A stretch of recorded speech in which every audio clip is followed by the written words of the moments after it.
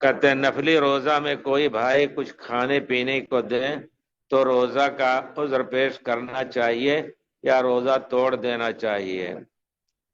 پیارے رسول کی ایک حدیث ہے، اس کو پڑھ دیتا ہوں۔ الصائم المتطوع امیر نفسه، الصائم المتطوع، نفلی روزہ رکھنے والا اپنا مالک ہے۔ اگر کھانے کی طبیعت چاہے بھوک بھی لگ گئی کبھی اور پریشان ہو گیا تو اس کو توڑ سکتا ہے۔ بس دوسری بات آئے گی کہ اس کے بعد روزہ رکھنا ہے یا نہیں رکھنا ہے، ضروری نہیں انشاءاللہ۔ اب عام نفلی روزہ جس طرح اور رکھتے ہیں اس کو قضا کرنے کی ضرورت نہیں۔ تو پیارے رسول صلی اللہ علیہ وسلم کے زمانے میں بھی ایسا ہوا۔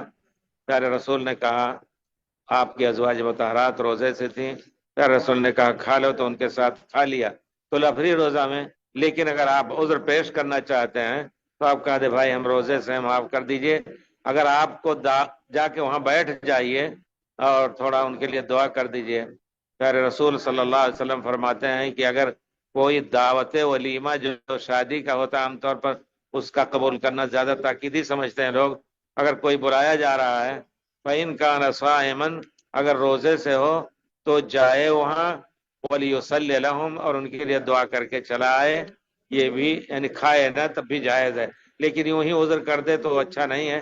جا کر کے وہاں عذر کر دیں، دعا کر دیں ان کے لیے، جیسے کہ پیارے رسول نے فرمایا ہے۔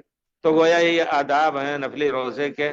کوشش ہونی چاہیے کہ جس سے آپ نے عذر کیا وہ آپ کا عذر قبول بھی کر لیں، لیکن اگر مجبور ہی کر رہے ہیں نہیں کھا لیجئے اور ہم سے بیٹھے ہیں دیکھیے آپ اچھا نہیں لگ رہا ہے تو آپ کھا سکتے ہیں انشاءاللہ۔